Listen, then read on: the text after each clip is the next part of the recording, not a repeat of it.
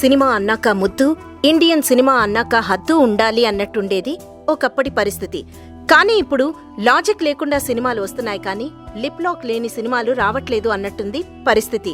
సీన్కి అవసరమైనంత వరకు రొమాన్స్ ఉంటే ఓకే కానీ అది శృతి మించితేనే సమస్య అవుతుంది. సరిగ్గా ఇలాంటి పరిస్థితే బాలీవుడ్లో రేఖది. రేఖకి 15 ఏళ్ల వయసప్పుడు అంజానా సఫర్ అనే హిందీ మూవీ చేసింది. బిశ్వజీత్ హీరోగా చేసిన ఈ మూవీకి దర్శకుడు రాజ్ నవాదే. ఈ మూవీలో కుట్ర పన్ని మరీ రేఖతో లిప్ లాక్ పెట్టించారట. ముందు రోజే యూనిట్ అందరికీ రేపు రేఖతో లిప్ లాక్ పెట్టించబోతున్నారు అనే సంగతి తెలుసంట. ఆమెకి ఏమాత్రం ఇన్ఫర్మేషన్ ఇవ్వకుండా బలవంతంగా లిప్ లాక్ సీన్ చేయించారట. ఆ రోజు డైరెక్టర్ యాక్షన్ చెప్పగానే హీరో రేఖని దగ్గరికి లాక్కొని ఆమె పెదాలందుకొని లిప్ లాక్ చేసేసేసరికి రేఖ షాక్ అయిందట.